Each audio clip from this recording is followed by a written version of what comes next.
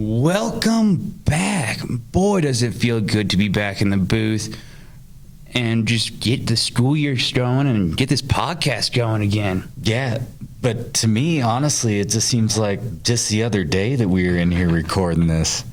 That does seem funny, like deja vu, doesn't it, Hoyt?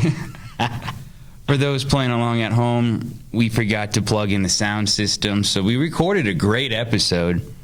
It just had next to no audio, or you couldn't really hear it, or it had the static over everything. So we'll do Learning and Stuff, the podcast. The podcast. Episode 17, take 2. Like we were talking about, and one of the coolest things this year, as in school year, is that we had the Summer Olympics a few weeks ago, and in a few months we're going to get the Winter Olympics. And I love watching those Olympic Games. I don't know about you, Hoyt.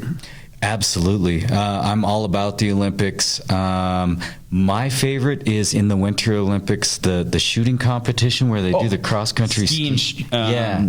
I don't even know what it's called. Ski or something like that. But yeah, where it's cross-country skiing, and then you've got to aim, and it's timed. And and your heart rate's like elevated, and you're breathing harder, all that. I definitely like that cool. one. I'm always into the snowboarding events during the winter, but I also love watching ice skating. Ooh. Because the first couple go, and I'll pick up on the words that the announcers use and the judges do. Triple Lutz. Yeah, Twizzler, I just remember that one. And then I'll start commenting, oh, that was a terrible this, terrible that, and pretend like I actually know what they're doing. Or even pretend I could do something like that. Yep. But one of the big things why I wanted to start this podcast back off with the Olympics is because of that. And they're just huge historic games. Yeah. That's the coolest part there. They've been around almost since forever. Yeah, thousands of years, right? Yeah. They're almost 3,000 years old here in the next few years. But ancient times. But let's look at one of the big things when we say the Olympics. We think of the medals: gold, silver, bronze. Pewter? I don't think so. Just those three. They keep it nice and simple. I wonder if they have the same gold spray paint that I use on my stuff, or if they actually have legit gold. That isn't solid gold that you got? What? I mean, you told your kids it's solid gold. It's not imaginary. Oh. When we look at the Olympics, so it's the medals, and then also the Olympic rings. One of the most famous tattoos has to be the Olympic rings because so many athletes have them. Yeah. And there's 5 rings, 5 different colors. Do you remember those 5 colors? Yes, yellow, black, green, red, and blue. Exactly. You remember why we picked those 5 colors? For the 5 continents? Well, no, we picked the 5 rings for the 5 continents that host people. The 5 colors come from every single flag has at least one of those. Oh, yeah, that's right. And now we got to explain the 5 continents, right? Yeah, so if we're doing the math, there's actually 7 continents on planet Earth. We're not math teachers, though. No, we're social studies, so we still should know there's 7. Oh, yeah. One's Antarctica, so we erased that one right away because no one lives on Antarctica. Yeah, people research there. Visit, but we wanted to say they live there. Then North and South America are considered one, so they're the Americas. So that's one ring. Another ring is for Europe, Asia, and Africa. 3 of the biggest continents, 3 of the most populous continents, so that makes sense. And then the 5th ring takes in all those other ones where it's Oceania. So Australia, right. New Zealand, all the Pacific Islands, all that. And there's plenty of Pacific Islands. Yeah, they got tons of representation with those 5 rings. So would the Philippines be included in that Oceania? Do you know?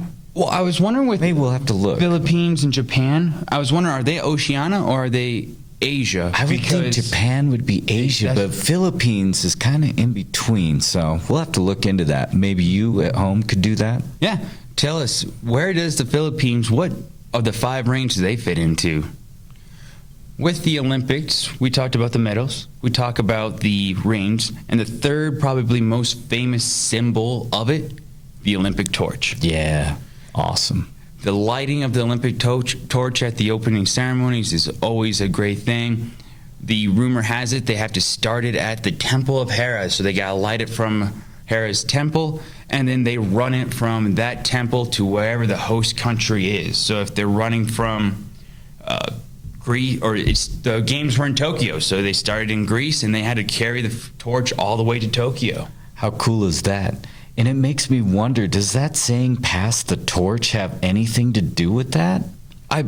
I'm willing to bet it does. I mean, it might. I mean, it's, these games are so old, and I associate the games with, the torch and that ceremony, and the fact that it's kind of that continuity, I guess. I bet it has. If it doesn't directly, people will mistake it for it being that from that decision. Because with, like you said, these games have been around for thousands of years. Mm-hmm. Passing the torch lighting has been going on since the beginning. Mm-hmm. So I can easily see that phrase being part of it. And I think of it with athletes sometimes, like when Kobe Bryant was kind of up and coming, people talked about, a player like Michael Jordan kind of passing the torch, and I mean, that kind of happens like through the generations with ball players. I think of athletes first thing. And when you think about it, what's the passing of the torch in the Olympic is, okay, I'm done with my run. It's your turn to take over. Mm-hmm. And then you go to the athletes with Michael Jordan. He's like, I'm done with being the best player. Now he passed the torch to Kobe, saying it's your turn. Yeah. We make our own connections sometimes. So, yeah, I bet it has something to do with that torch and just the lighting of the ceremonies. And before we move on to the ceremonies in general, the last big thing, logistic-wise, about the Olympics is its motto. Citius Altius Fortuus, or Latin for faster, higher, stronger. And so, which makes sense with the athletes. You're trying to go faster. You're probably one of the more strong people, especially those weightlifting competitions. And then you're going higher, especially with the high jump, long jump, all that stuff. When we look at the ceremonies, opening and closing are always like the starting of the Olympics and the ending of the Olympics. That is the official start and end. Sometimes games go on before the opening ceremonies, but that's just because there's so many games going on now that they have to kind of push it together. It's not only it's the official start, we get to light the torch, and we get to see the entrance of all the athletes. That part, to me, is always really cool, seeing the various numbers of athletes from the different countries. So today there's like 207 different countries participating in the athletes, and they range from like one athlete to, I think, like the United States has like nearly 500 athletes at the games. Wow. And I just seen the different flags, different costumes that they walk in on. And do you know how, or do you remember how the countries walk in? Well, we talked about Athens maybe being the first. Yep, Greece is always the very first country to walk in, paying homage to them being the host for the very first and starting these Olympic Games. Yes. And then do you remember who always enters last?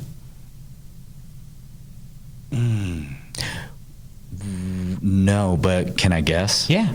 Would it be whoever's hosting? You got it. The host country always enters last. That makes sense. I vaguely started remembering a light went off. Yep. Or on. And then the rest of the country's athletes will enter by alphabetical order according to the alphabet of the host nation. So that's why the United States can be ranged from one of the first to one of the last, because our title changes based on which country and which language we're speaking.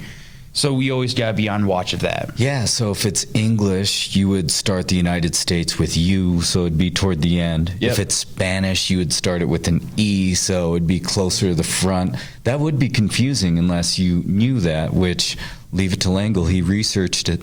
Yeah, it always takes me a few seconds when the countries start walking in. And, of course, it's U.S. broadcast, so they got the English name. And I'm like, that shouldn't be right. Like, why is not alphabetical? And I'm like, oh, no, this is not the English language we're going by. So that's the logistics. But going back to the very first games. The very first. All the way in 776 BCE.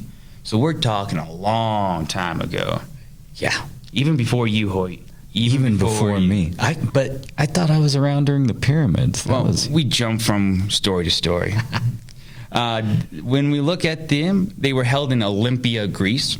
Olympic, so we can see that connection right there. And 14 different nations were represented. So when we go from 14 at the first to like 200 at this latest one, that's a pretty big growth. Very bang for your buck type of thing. Yeah. They were started because not only was it to see who the best athletes were, it was also a very religious festival as well.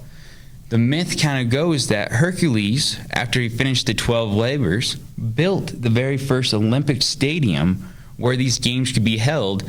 And since he built them, we had to honor him and his father Zeus, and they could only hold it every 4 years. So that 4-year tradition started from the very beginning. Yeah, that's interesting. I wouldn't have guessed that. No, it was one of those weird ones where I couldn't find why 4. World Cup's only every 4 years too, right? Mm-hmm. You just take it for granted why, you wait.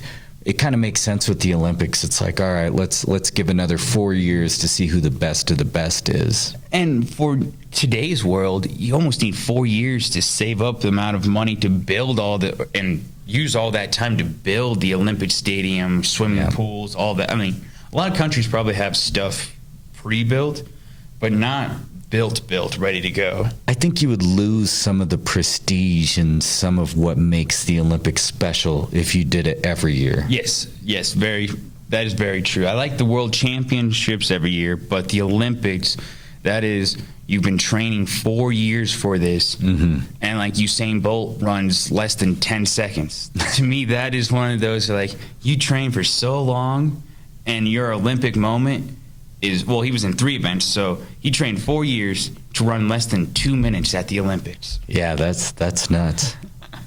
Oh, well, the very first winner at the Olympics was Corbius, a cook from the city of Elis. Well, I don't know how he won it all. It just, rumor has it, he was the very first overall winner.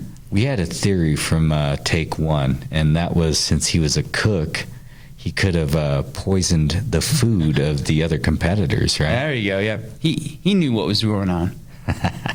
All winners are immortalized today in the medals into legend, but back then it was poems, statues. They were very honorable because they were stronger, faster, and could jump higher than anyone else. Yeah, you'd maybe, consider them like closer to the gods, Probably. Speaking of Greek mythology, I bet they had some type of relationship with the God. I bet they didn't think of them as gods because there was definitely that dynamic. But I bet all of a sudden now they're descendants from the gods, or the gods were favorable on them type of thing. I was kind of thinking of Achilles, like a historical / mythical figure. I like it. So the ancient games, as we know them as, lasted from 776 BCE to one of 2 dates. Now, of course, the best part about history is different perspectives bring in different ideas and different findings. So one of those dates was 393 AD. So over 1,000 years they lasted and were going on every 4 years. In 393 AD, Roman Emperor Theodosius I ordered the end of all pagan activities. And as we know, pagan means believing in a religion that's not the norm or not the majority religion. So when Roman was taken over, and especially in 393, this is in Christianity really starting to take off era. And so Greek Olympic Games that are honoring Zeus and Hercules are definitely pagan ideas to Emperor Theodosius. So he's like, we got to end them. Yeah, that makes sense. When it has to do with religion, people feel pretty strongly about it. Mm-hmm. And so that was one of the ideas. Okay, this is ending Olympics, pagan idea, or at least at that time they were considered that. but you could probably still put on some of the Olympic Games in secret, or you could try to hide stuff.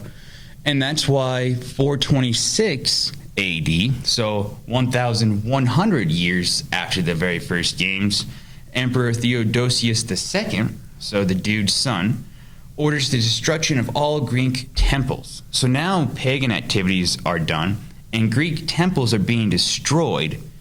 The Olympic Games are officially at the end. Interesting. And through that little tidbit that Langle gave us, that answered a question I get from my students every once in a while about, Greek ruins. And, when we look at their architecture, you have to kind of use your imagination a little bit sometimes.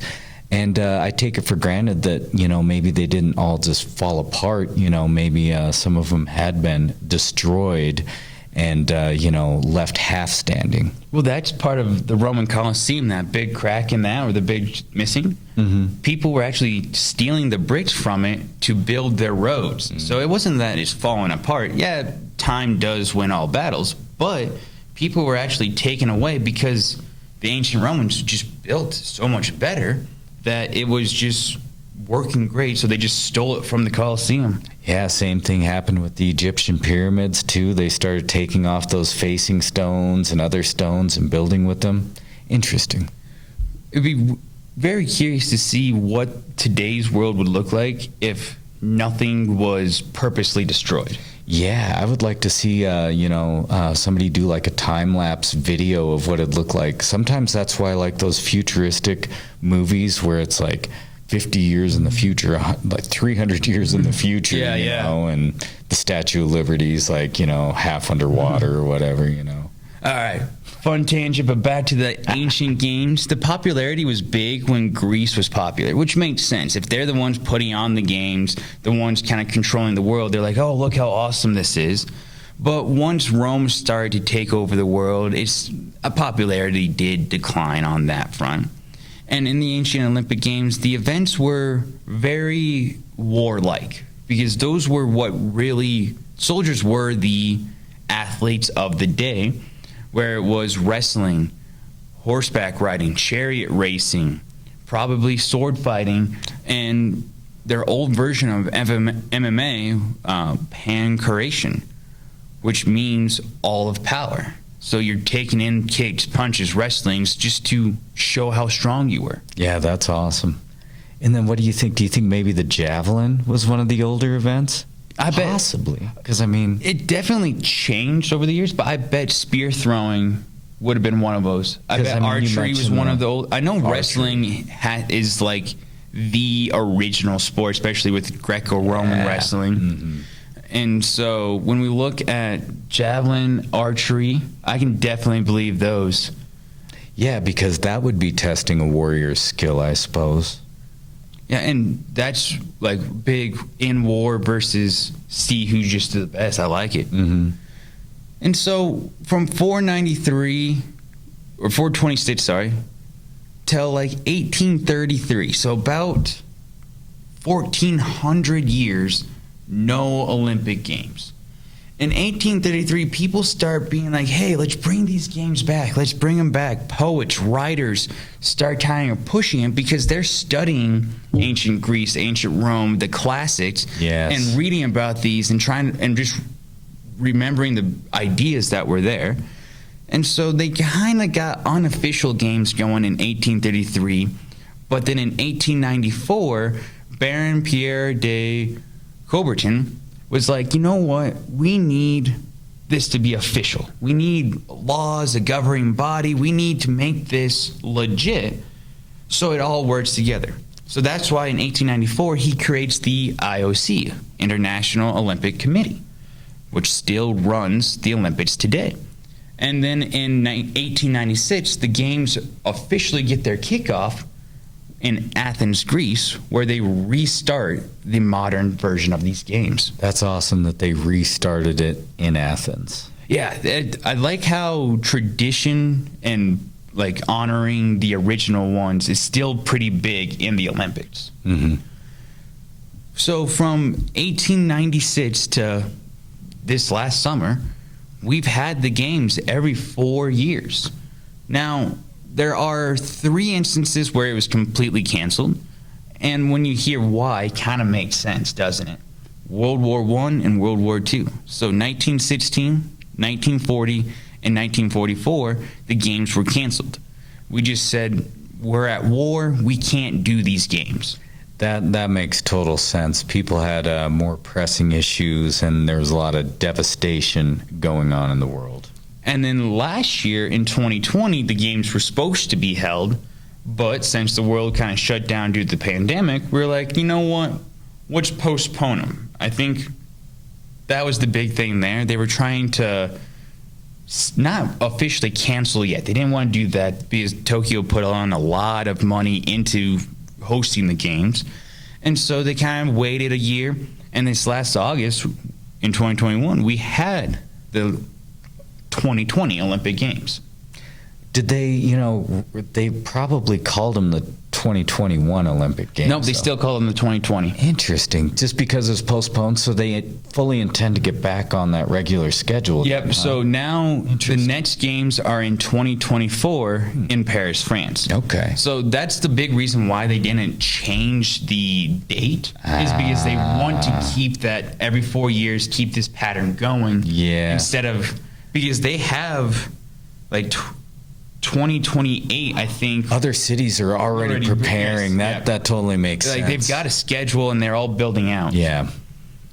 And so we did have limited participation in the 80s, 1980 and 1984, because tensions between the United States and the Soviet Union weren't the best. The Cold War was definitely in the 80s, it was kind of on the decline, but still the countries were not liking each other. Yeah, there was still that animosity. I mean, if you've seen Rocky IV, you know what I'm talking about. Yeah, the people listened to Rocky and how he ended the Cold War thanks to his speech in Moscow at the end, but the leaders weren't willing to end it yet. Yeah, only in Hollywood. Yeah, but with that, no, we're not going.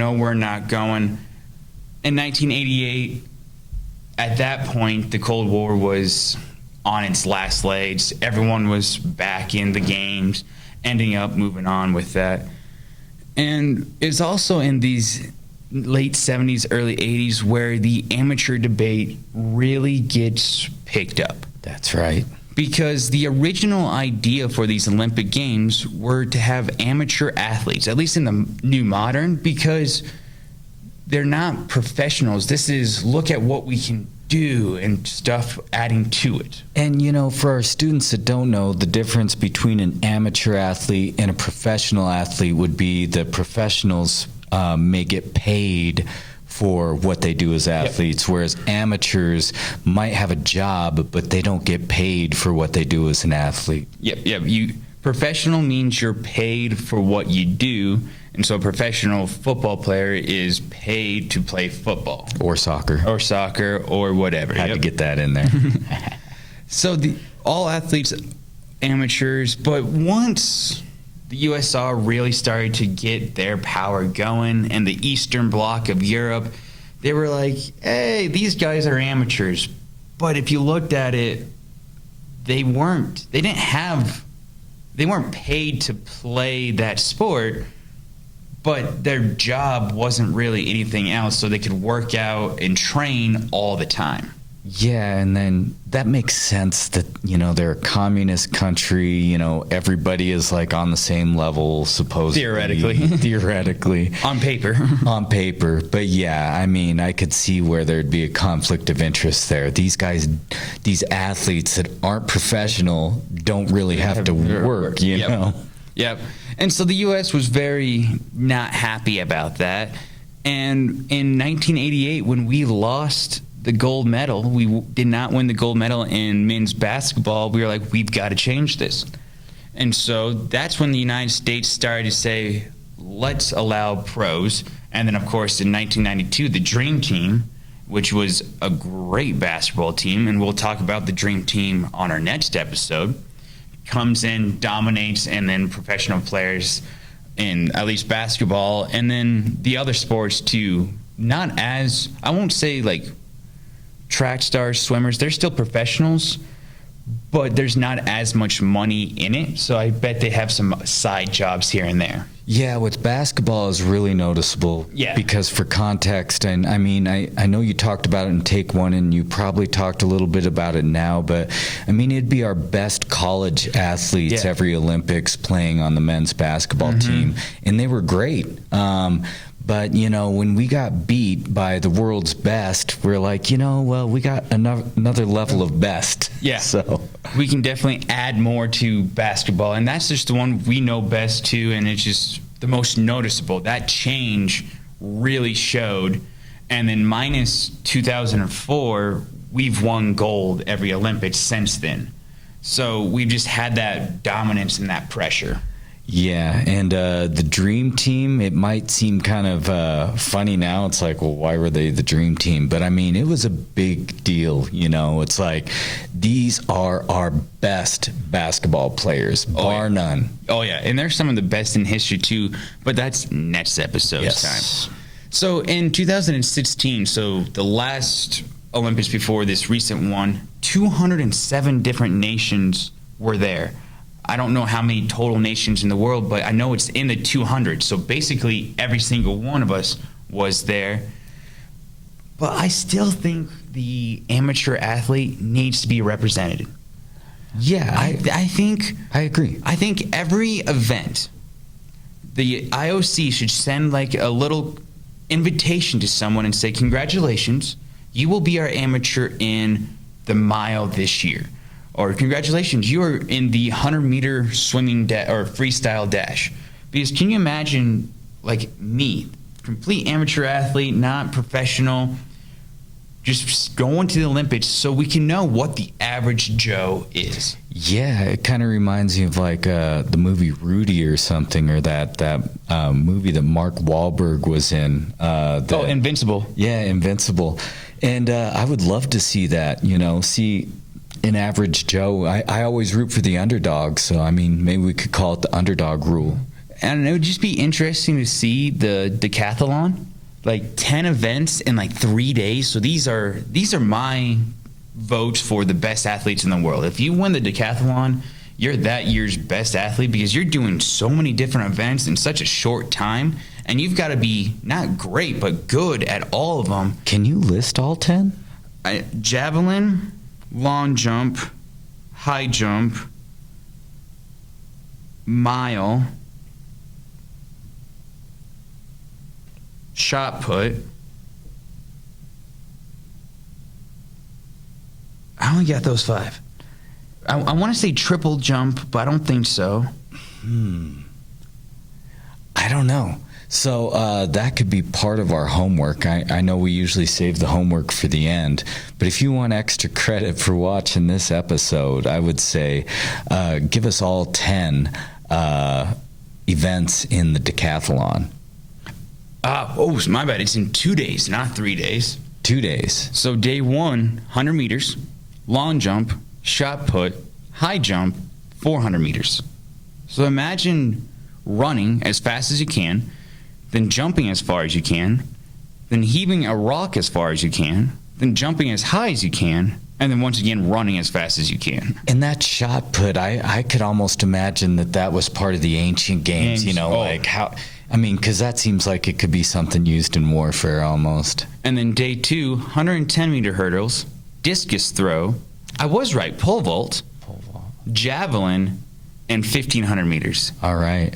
Yeah, so the 1,500 meters is like the miles, but yeah. That's some amazing athleticism right there, to be able to compete in all those events and be the best in those events. Who's the most famous decathlon gold medal winner that you can think of? That one would be, at the time, he was known as Bruce Jenner, so he would be the one I know because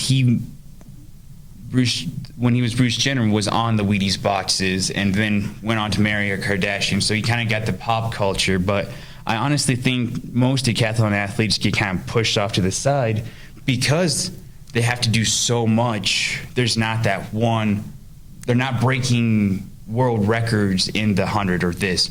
But they do really do a good job at each event, where if you compare it to those who like specialize, they wouldn't win it, but they would be in running. Mm-hmm. I think it's pretty impressive. That's more training, I feel like. Big time.